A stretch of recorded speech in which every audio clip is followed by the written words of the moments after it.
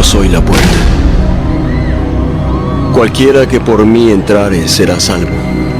Yo he venido para que tengan vida y para que la tengan en abundancia.